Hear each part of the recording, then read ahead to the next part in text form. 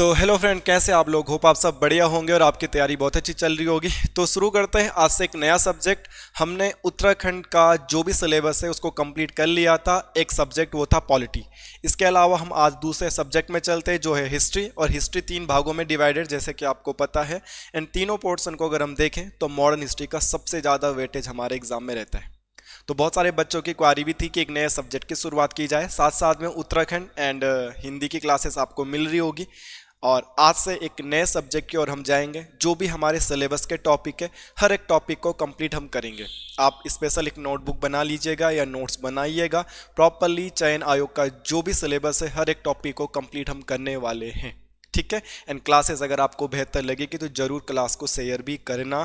पहले क्लास को पढ़ लेते हैं। तो आज शुरू करते हैं पहली क्लास। बैकग्राउंड में आपको दिख रहा होगा।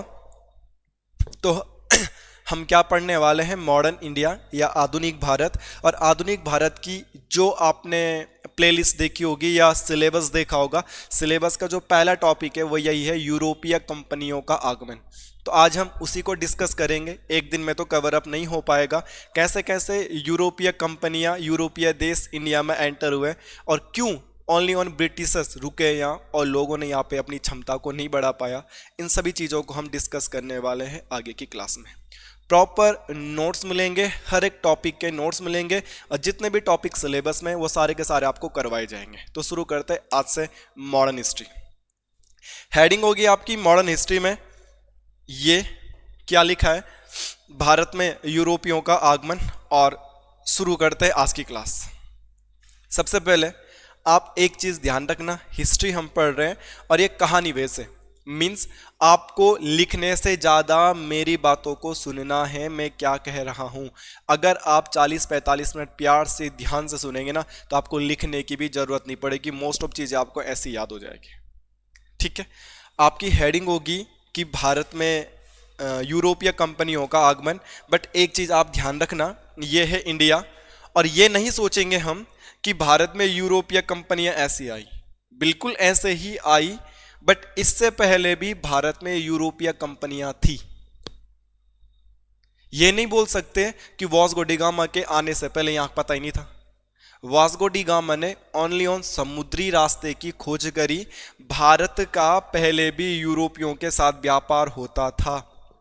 भारत का पहले भी यूरोपियों के साथ व्यापार होता था।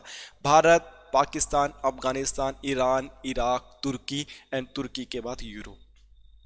इसके सबूत ये है कि हमारे भारत में लोथल से यूरोपीय मोहरें मिली है। इट मीन्स व्यापार पहले भी होता था, मगर वो स्थलीय रास्ते होता था एंड वास्को डी गामा ने समुद्री रास्ते की खोज करी। तो ये चीज़ तो ध्यान से निकाल दीजिएगा, दिमाग से निकाल दीजिएगा कि वास्को डी गामा के आने से पहले यहाँ व्यापार नहीं होता था। व्यापार पहले भी होता था, इस बात को आप ध्यान में रखिएगा।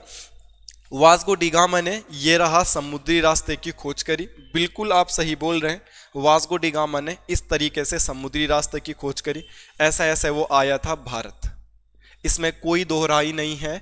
बट एक चीज़ ध्यान रखना, अभी मैंने कुछ नहीं लिखाया है, बट एक बात आप समझ गए हैं कि भारत का यूरोपियों से व्यापार 1498 से पहले भी था, मगर वो कैसे था? वो स्थलीय रास्ते था। ये रहा भारत, भारत के ऊपर पाकिस्तान, अफगानिस्तान, ईरान और तुर्की। ये गोला जो आपको दिख रहा है ये है यूरोप। तो ऐसे व्यापार होता था। इस व्यापार में क्या प्रॉब्लम थी? व्यापारियों को इतने सारे देशों में अब आजकल तो देश है, अब पहले एक ही देश में दुनिया भर के राजा महाराजा रहते थे। तो इतने सारे राजाओं को टैक्स देना पड़ता था और लूटपाट की घटनाएं होती रहती थी। किसी को ज़्यादा टैक्स देना पड़ता था और कई बार बीच में लूट लिया जाता था लोकल राजाओं द्वारा, लोकल लुटेरों द्वारा। तो इस रास्ते बड़ी प्रॉब्लम्स आती थी। तो ये लोग, यूरोपीय लोग, कुछ एक ऐसा रास्ता ढूंढना चाहते थे कि वो डायरेक्ट इंडिया पहुंच जाए।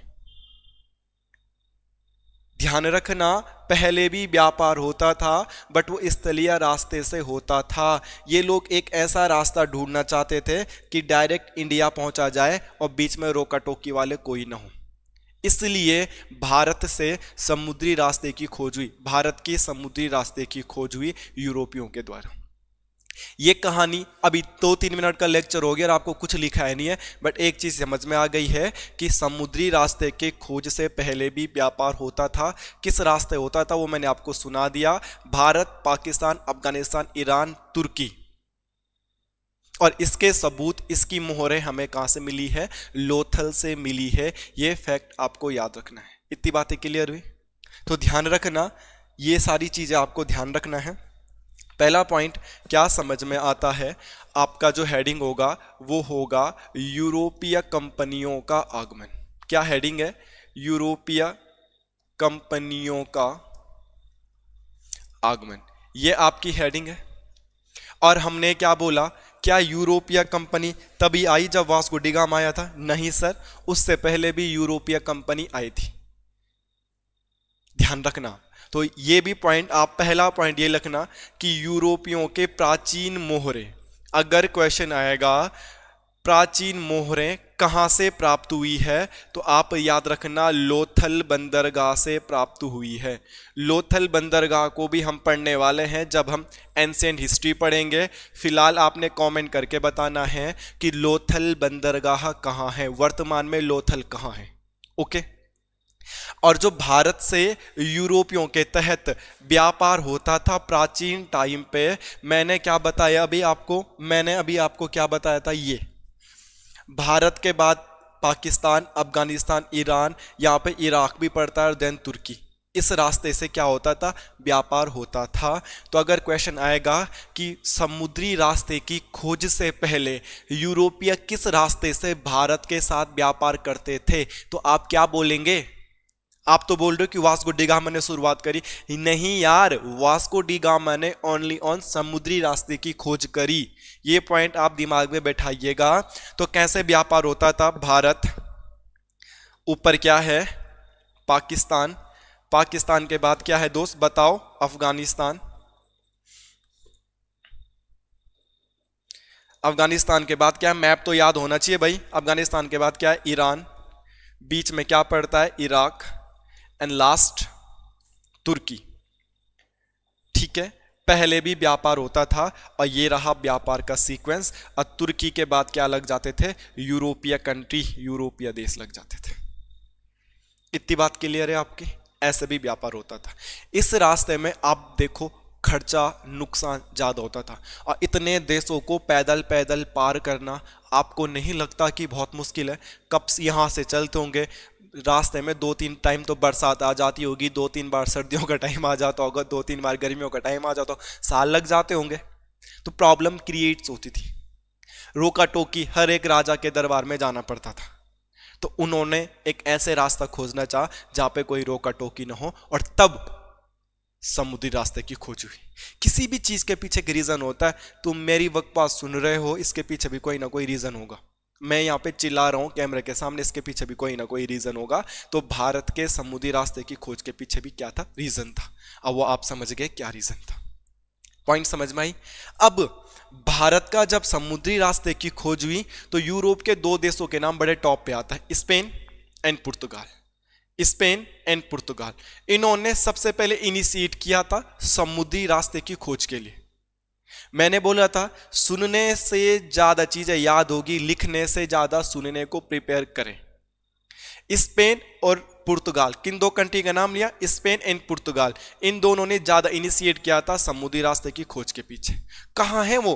तो अगर आपको बताऊं तो ये है आपके पास स्पेन एंड पुर्तगाल। अगर आप देखोगे तो यहां पे, अरे कहां गया ये स्पेन है, आपको नहीं दिख पा रहा होगा। और ये है पुर्तगाल, यहां पे तो लिखा भी है पुर्तगाल, और ये है स्पेन। ये दोनों के दोनों एक ही सामने है। और इन्होंने ही सबसे पहले समुद्री रास्ते की खोज के लिए इनिशिएट लिया था। एक अच्छा सा इमेज अगर आपको देखने के लिए मिलेगा तो यहां पे है। ठीक है, ये रहा पुर्तगाल, अब पुर्तगाल के बगल में ये जो कलर दिख रहा है ये रहा स्पेन। ठीक है, तो यहां से सबसे पहले इन दोनों ने ही इनिशिएट लिया था समुद्री रास्ते की खोज का। तो यहां से एक पॉइंट और आता है, यूरोप के किन 2 देशों ने सबसे पहले समुद्री रास्ते की खोज को बढ़ावा दिया? तो पहला पॉइंट आपका ये है, स्पेन व पुर्तगाल। स्पेन व पुर्तगाल ने भारत के समुद्री रास्ते को खोजने वाले व्यापारियों को बढ़ावा दिया। इन्होंने अपने देश में व्यापारियों को बढ़ावा दिया, राजाओं से मिलने का मौका दिया, उनको बड़े बड़े उपहार दिए और कोशिश की गई थी कि इस भारत तक का रास्ता ढूंढ के लाओ तुम बस। क्यों? क्योंकि भारत में था मसाला एंड यूरोपियों को इस मसाले की बहुत ज़रूरत थी, क्योंकि यूरोपीय कंट्री बहुत सर्द होती है और सर्दियों में ये गरम मसाला या मसाला काम आता है। तो कौन से वो यूरोपीय दो देश है जिन्होंने भारत में समुद्री रास्ते की खोज को मैक्सिमम बढ़ावा दिया था? तो मैंने क्या बोला? स्पेन एंड पुर्तगाल। और इसमें से भी स्पेन आगे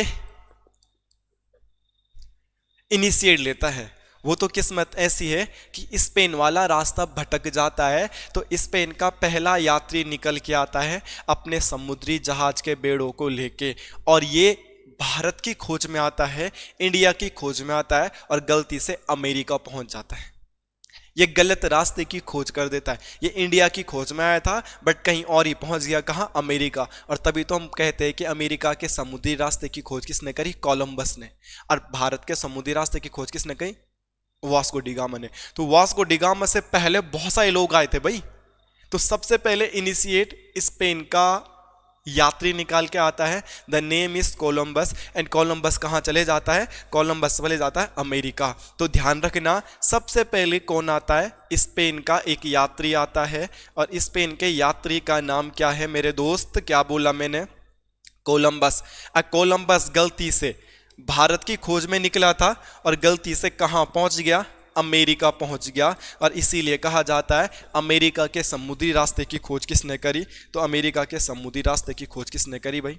कोलंबस ने। हर एक फैक्ट को पॉइंट टू पॉइंट लिखना, और जो कहानियां मैं बता रहा हूं उनको दिमाग में सेव करते रहना अगर एग्जाम निकालना है तो। कुछ चीजें लिखनी भी जरूरी है कि अगर 2-3 महीने बाद आप रिवाइज करो तो कहानियां रिमाइंड हो जाए और आप इन चीजों को पढ़ सको। सारी चीजें लिखना पॉसिबल नहीं है। हिस्ट्री है, ज्यादा सुनना पड़ेगा, लिखना कम पड़ेगा। हमने क्या बोला कि स्पेन ने सबसे पहले यात्री भेजा, उसको भेजा कोलंबस। ये बेचारा गलती से भटक के कहां पहुंच गया? ये एक बेचारा गलती से भटक के पहुंच गया आपका अमेरिका। अब यहां पे एक पॉइंट आता है, अगला पॉइंट है, अगला देश पुर्तगाल है भाई। ये भी कंटिन्यूअसली रास्तों की खोज में लगा हुआ था। इन दो देशों में तो प्रतिस्पर्धा चल रही थी कि कौन खोज पाए कौन खोज पाए। और पुर्तगाल में एक राजा है जिसका नाम है प्रिंस हेनरी। पुर्तगाल का राजा। पुर्तगाल के राजा का नाम क्या है मेरे दोस्तों? क्या बोला मैंने? पुर्तगाल के राजा का नाम क्या है? इसका नाम था प्रिंस हेनरी। और ये जो प्रिंस हेनरी है ना, इसका एक निकनेम लिख लीजिएगा। पुर्तगाल के किस राजा को? नेविगेट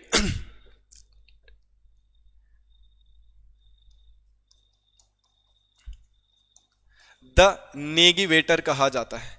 ऐसा एक टर्मिनोलॉजी आती है जिस राजा ने सबसे ज्यादा समुद्री रास्तों की खोज को बढ़ावा दिया। Sorry, the navigator. तो अगर क्वेश्चन आएगा पुर्तगाल के किस राजा को नेविगेटर कहा जाता है, तो प्रिंस हेनरी को कहा जाता है। इसने कुछ ज्यादा ही प्रेशर कर दिया था अपने देश के समुद्री यात्रियों को कि रास्ता ढूंढ के लाओ आप किसी भी तरह का इंडिया जाने का। तो क्वेश्चन आएगा कौन सा वह राजा है पुर्तगाल का जिसने यात्रियों को ज्यादा बढ़ावा दिया था? समथिंग ऐसा कुछ क्वेश्चन बनेगा। या पुर्तगाल के किस राजा को द नेविगेटर कहा जाता है? नेविगेटर किसे कहा जाता है? द प्रिंस हेनरी को कहा जाता है। जब इसने प्रेशराइज किया इसने, तो एक निकल के आता है सबसे पहले जो पुर्तगाल से आता है भारत की खोज के लिए। किससे पहले? वास्को डी गामा से पहले। उसका नाम है बार्थोलोम्यू डियाज। तो नाम लिखेंगे बार्थोलोम्यू डियाज। पहला पुर्तगाल का पहला यात्री।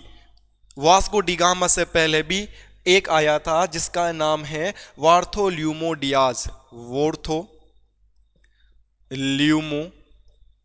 डियाज। वार्थोल्यूमो डियाज ये पुर्तगाल का पहला यात्री है जो भारत के समुद्री रास्ते की खोज के लिए निकला 1487 में। ये भारत की खोज में निकला था, भारत की खोज हेतु निकला था। निकला तो खोज हेतु निकला, परंतु यार खोज नहीं पाया, आधे रास्ते तक पहुंच पाया। एंड ये अफ्रीका के केप ऑफ गुड होप तक पहुंचा था। केप ऑफ गुड होप तक पहुंचा था। और इसी केप ऑफ गुड होप को क्या बोला जाता है? आशा अंतरीप, आशा अंतरीप बोला जाता है। और ये कब की बात है? ये कब की बात है? 1487 की बात है। अरे वास्को डी गामा तो 1497 में 98 में आया था, उससे भी 10 साल पहले वार्थोल्यूमो डियाज निकल गया था। यह बेचारा भारत की खोज के लिए निकला 1487 में। वार्थोल्यूमो डियाज पुर्तगाल का पहला यात्री, परंतु यह अफ्रीका के तट केप ऑफ गुड होप तक ही पहुंच पाया, यहां तक ही पहुंच पाया। और इसके बाद इसके समुद्री जहाजों को समुद्र की लहरों ने घेर दिया और ये आगे नहीं बढ़ पाया। और जब ये आगे नहीं बढ़ पाया तो इतना ट्रैवल करने के बाद अपनी जहाजी बेड़ों को लेके बैकवर्ड वापस हो गया अपने देश, आधे तक पहुंच पाया बस। कहां तक? अफ्रीका के दक्षिणी तट केप ऑफ गुड होप तक पहुंच पाया था, जिसको आशा अंतरीप भी कहा जाता है। गुड होप कौन सी जगह है केप ऑफ गुड होप? तो अफ्रीका के जो ये वाला पॉइंट है ना, लास्ट का ये चोंच दिख रहा है, इसी पॉइंट को केप ऑफ गुड होप कहा जाता है। और अच्छे से बताऊं, अरे यार ये तो यहां पर है केप ऑफ गुड होप, ठीक है, ये लिखा भी था Cape of Good Hope. Africa का मैप आप देखेंगे तो यहां पर जो लास्ट पॉइंट है ना, इस वाले पॉइंट को बोला जाता है केप ऑफ गुड होप। तो बेसिकली चीजें हुई क्या, प्रैक्टिकली चीजें हुई क्या, अगर हम देखेंगे तो वो बेचारा जो निकला था ना यहां से, ये रहा, यहां से निकला था और इधर इधर इधर इधर यहां तक तो पहुंच गया। इसके बाद वो आगे नहीं जा पाया, यहां पर उसके जहाजी बेड़े को समुद्री लहरों ने घेर लिया और वो आगे की ओर तो नहीं बढ़ पाया, बट यहां से वो बैक लेके चला गया वापिस अपने देश। तो अभी तक क्या समझ में आता है? 1487 में एक बात क्लियर हो गई मेरे दोस्त, मैं अभी भी कह रहा था सुन लो, अगर आप टाइम दोगे ना, पढ़ाने वाले बहुत सारे टीचर है, बहुत बेहतरीन बेहतरीन टीचर है, आप कहीं से भी पढ़ लो, मगर टाइम देना पड़ेगा। अगर आप मुझे टाइम दोगे तो बहुत अच्छे से कॉन्सेप्ट क्लियर हो जाएंगे। अब जब ना इतनी बातें पता चल गई थी, यहां से एक बंदा निकला था पहले जिसको कोलंबस कह रहे थे, और वो गलती से तो अमेरिका पहुंच गया था। एक बंदा इधर निकला और वो कहां तक पहुंच गया? यहां तक। अब तीसरा बंदा आएगा Vasco D gamma. Vasco D gamma Bharat की खोज के लिए एक रीजन ये भी है कि भाई उसको इतना तो क्लियर था कि इधर भी नहीं जाना और यहां तक का तो रास्ता क्लियर ही था। अब उसको बस इतना ही तो देखना था, आगे किस्मत वाला था नो। उससे पहले कोई और आ चुका था, वार्थोल्यूमो डियाज। जैसे खतरों के खिलाड़ी आपने देखा होगा, जो पहले स्टंट करता है उसका थोड़ा सा नुकसान तो होता है, दूसरा वाला थोड़ा देख ही लेता है कि क्या क्या कमियां है, क्या क्या अच्छा है। तो ऐसे ही वास्को डी गामा को करेक्ट यहां का तो रास्ता पता था, अब उसको यहां से लेके आगे बढ़ना था। अभी तक हम 1487 में हैं एंड 1487 में मुझे क्या देखने के लिए मिला? पुर्तगाली का पहला यात्री वार्थोल्यूमो डियाज निकला, भारत की खोज हेतु निकला था 1487 में। इसको तूफानों ने घेर दिया था। तूफानों ने घेरा कहां पर? केप ऑफ गुड होप में, ये अफ्रीका के तट को बोलते हैं, और यहां से ये बैकवर्ड हो गया था, इससे आगे ये नहीं जा पाया था। इतनी ही इसकी किस्मत थी, क्या कर पाए, इससे आगे नहीं बढ़ पाया था। तब तक पुर्तगाल का राजा ही चेंज हो गया। अभी तक पुर्तगाल का राजा कौन था? जिसे बोला जा रहा था द नेविगेटर। मैंने यहां पे लिखा था पुर्तगाल का राजा प्रिंस हेनरी द नेविगेटर। उसने किसको भेजा? वार्थोल्यूमो डियाज को।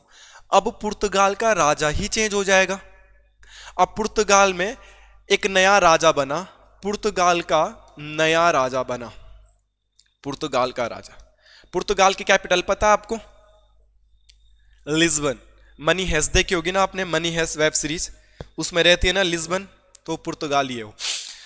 पुर्तगाल का राजा एक बनता है इमैनुअल प्रथम। बहुत इंपॉर्टेंट क्वेश्चन है। अगर आपके पास क्वेश्चन आ जाएगा वास्को डी गामा को भारत की खोज के लिए किसने भेजा था, तो इमैनुअल प्रथम था।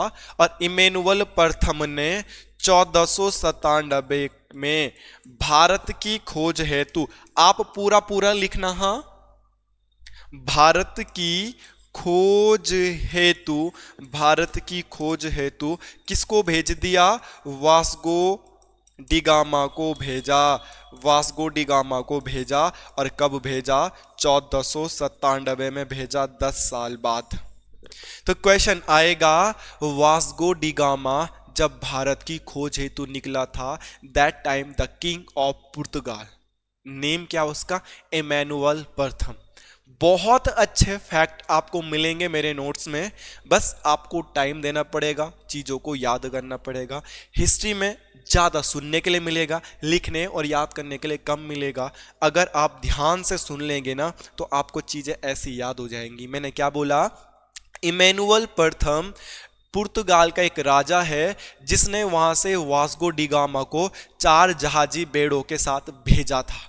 और इस वास्को डी गामा की एक हेल्प तो थी कि इसको लेफ्ट में भी नहीं जाना था, क्योंकि पता था उधर अमेरिका है, कोलंबस जा चुका था। और Cape of Good Hope, Cape of Good Hope या आशा अंतरिप किसे कहा जाता है, अफ्रीका के लास्ट दक्षिणी तट तक, वहां तक भी क्लियर था रास्ता, बस इसको उससे आगे ही जाना था। और बड़ा किस्मत का धनी था वास्को डी गामा। जब 1497 में भारत की खोज हेतु निकला, इमैनुअल प्रथम ने इसको भेजा।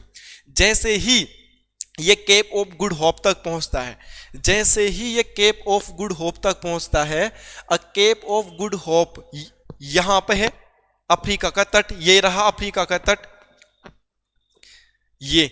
और इसके बाद जब ये आगे निकलता है मेडागास्कर के अगल बगल, तो इसको इधर मिल जाता है भारत का एक व्यापारी, ये रहा आपका इंडिया, और इंडिया का एक व्यापारी इसको इधर मिल जाता है, इंडिया का एक व्यापारी इसको मिल जाता है। तो कितनी अच्छी किस्मत थी इसकी, भारत की खोज हेतु निकला था और जहां तक रास्ता पता था वहां तक तो पहुंच गया, और थोड़ी सी मेहनत करी और इसको एक पथ प्रदर्शक मिल गया। पथ प्रदर्शक बोले तो रास्ता दिखाने वाला मिल गया। मतलब क्या समझ में आई बात, कि आपने बस आगे बढ़ना था, यहां तक का रास्ता तो पहले से ही पता था, आप यहां तक आए और यहां पे आपको कोई और मिल गया यहां तक ले जाने वाला, तो आपको ज्यादा मेहनत करने की जरूरत नहीं पड़ी। यहां से लेके यहां पहुंचना था, आपसे पहले कोई आया वो यहां तक आया और वापिस चला गया। अब आपकी बारी आई तो आपको यहां तक का तो पहले से ही क्लियर था, और यहां पे आपको कोई और मिल गया, वो आपको आगे तक लेके चला गया, तो आपकी मदद हो गई। ऐसी ये वास्को डी गामा है ना, ये किस्मत का बड़ा धनी था। और वास्को डी गामा को यहां पे कौन मिलता है, अब्दुल मनीक। अब लिख देना केप ऑफ गुड होप, या नोट करके अगला पॉइंट, अफ्रीका के तट पर वास्को डी गामा को, अफ्रीका के तट पर वास्को डी गामा को एक कौन मिलता है, गुजराती यात्री। हर एक फैक्ट को लिखेंगे, हर एक फैक्ट को लिखेंगे। गुजराती यात्री अब्दुल मनीक, थोड़ा बहुत नाम में चेंज हो सकता है, ABCD का ज्यादा चेंज नहीं होगा। अब्दुल मनीक मिला और इसी की ही हेल्प से भारत पहुंचा। अब जब ये क्वेश्चन आएगा वास्को डी गामा का पथ प्रदर्शक कौन था, वास्को डी गामा का पथ प्रदर्शक कौन था, तो ध्यान रखना अब्दुल मनीक था। हमने क्या बोला, वास्को डी गामा को कौन भेजता है, इमैनुअल प्रथम। कब भेजता है, 1497 में। कहां पर इसको मदद मिलती है, ये अफ्रीका के तटों पर ही उलझा था, अफ्रीका के तटों में ही रिस्क ले रहा था कि किधर जाए किधर जाए। तब तक इसको और जहाजी बेड़े मिलते हैं और पता चलता है कि वो खुद भारत से आया है। और उसी के साथ, किसके साथ, अब्दुल मनीक के साथ ये भारत के रास्ते पे निकल जाता है। क्वेश्चन भी आता है वास्को डी गामा का पथ प्रदर्शक कौन था, अब्दुल मनीक था। वास्को डी गामा किस्मत का धनी, मदद मिल गई उसको और वो इसके पीछे पीछे पीछे पीछे पीछे पीछे भारत पहुंच गया। अब ये भारत पहुंचा तो कहां पर भारत पहुंचा उसको देखने की कोशिश करते हैं। अब वास्को डी गामा भारत पहुंचा तो वास्को डी गामा भारत कहां पे पहुंचा भाई? भारत पहुंचा वास्को डी गामा, तो आप पूरा पूरा लिखना केरल, या ऐसा भी एग्जाम में आएगा मालाबार तट तक। केरल के तट को क्या बोलते हैं? मालाबार तट पर भारत पहुंचा था।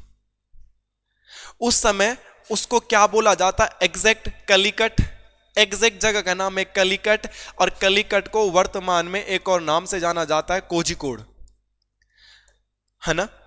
तो मैंने क्या बोला, अगर बोलेंगे वास्को डी गामा किधर पहुंचा था तो केरल राज्य बोलेगा तो केरल। केरल का जो समुद्री तट है, पेपरों में भी पूछे जाते हैं, तो केरल के समुद्री तट को क्या बोला जाता? मालाबार तट। एग्जैक्ट कहां पे वो पहुंचा था, कोई तो लोकेशन होगी, तो एग्जैक्ट लोकेशन का नाम क्या है? कलिकट।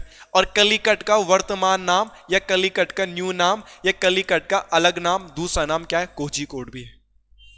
तो क्वेश्चन कुछ भी आ सकता है कि वास्को डी गामा भारत के किस राज्य में पहुंचा था, किस तट पे पहुंचा था और किस बिंदु पे पहुंचा था। A to Z एवरीथिंग मैंने बोर्ड पे लिख दिया है, आप नोट्स में भी सेम सेम चीजें लिखते रहे हैं, क्योंकि अभी तो याद हो जाएंगी चीजें, आपने 2 महीने बाद 3 महीने बाद रिवाइज भी करना है। तो मैं क्या बोला, वास्को डी गामा केरल के मालाबार तट पर कलिकट नामक जगह पर पहुंचा था, और जब एक कलिकट नामक जगह पर पहुंचा तो इसका स्वागत किया जाता है एक लोकल के राजा द्वारा। कई बार तो लिखा जाता है कि लोकल का राजा नफरत करता है इससे, मतलब नफरत बोले तो इससे गुस्सा हो जाता है, ठीक है, ऐसा भी पॉइंट देखने के लिए मिलता है दृष्टि वालों के नोट्स में। तो स्वागत किया और उसका नाम क्या है? जमोरिन। उसका नाम क्या है? जमोरिन ने इसका स्वागत किया। जमोरिन राजा का नाम नहीं रहता, वैसे जमोरिन राजा की एक उपाधि है, राजा तो पता नहीं कौन रहा होगा। कलिकट में जब ये पहुंचा तो इसका स्वागत किसने किया? आपके पास सिंपल क्वेश्चन आएगा, आप क्या बोलोगे, किसने इसका स्वागत किया? Zamorin. Zamorin not a king, Zamorin कोई राजा नहीं है, जमोरिन एक वहां के लोकल राजा का टाइटल है, उपाधि थी। तो वो इसका स्वागत करता है, किसका? वास्को डी गामा की। आइए, एंड वास्को डी गामा पहुंचा कब? तो ध्यान रखना ऐसा फैक्ट भी आएगा 17 मई 1498 को। निकला कब था वहां से? 1497 को निकला था, और इंडिया का पहुंचा विथ डेट लिख लेना 17 मई 1498 को इंडिया के केरल के मालाबार तट के कलिकट नामक जगह पर जमोरिन राजा के दरबार में पहुंचा था, एंड जमोरिन ने ही उसका स्वागत किया था 17 मई 1498 को। किसकी हेल्प से पहुंचा था? याद करो, अब्दुल मनीफ की हेल्प से पहुंचा था, और अब्दुल मनीफ ही उसका क्या था? पथ प्रदर्शक। अब इसने यहाँ के लोकल राजाओं से मिलकर, लोकल लोगों से मिलकर अपने वही मसाले वाला बिजनेस जो भी था इसका, जो इंपॉर्टेंट चीज़ें इनको चाहिए थी यूरोप में, वो सारी की सारी चीज़ें कलेक्ट करी और अपने जहाजी बेड़ों में भरा और वापस निकल गया अपने देश के लिए। एज ए व्यापारी आया था, व्यापार करने के लिए आया था, और इस व्यापार में अपना खर्चा, जहाजों का खर्चा, सैनिकों की सैलरी सब कुछ देने के बाद इसको 60 गुना मुनाफा हुआ। लिख लेना वास्को डी गामा को कितना गुना मुनाफा हुआ था। वास्को डी गामा को सारे खर्चे निकालने के बाद 60 टाइम मुनाफा हुआ।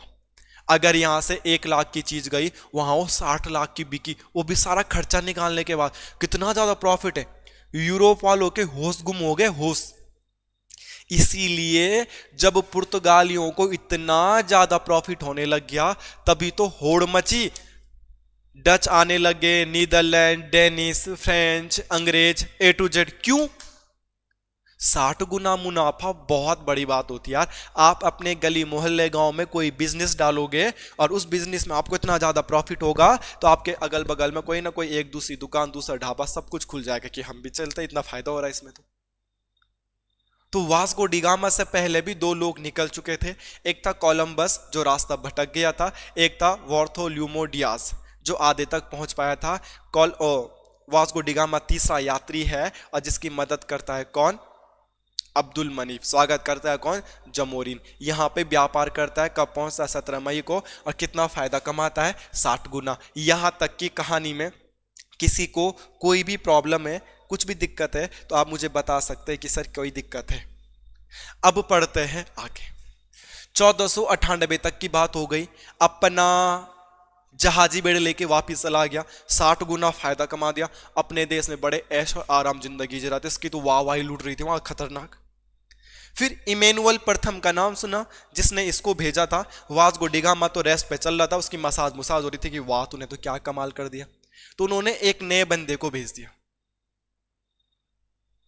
समझ में आई बात? तो क्वेश्चन आएगा, वास्को डिगामा के बाद कौन दूसरा यात्री भारत के लिए आया था या भारत पहुंचा? तो फिर क्या करेंगे आप? तो लिखिएगा, पुर्तगाल का दूसरा यात्री।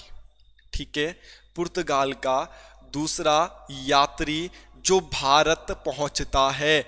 पुर्तगाल का पहला यात्री भारत कौन पहुंचता है? वो तो तुम पढ़ ही चुके हो, तो ध्यान रखना। इसका नाम है पेड्रो अल्वारेज। Pedro Alvarez. और ये भारत का पहुंचा 1500 में पहुंचा था।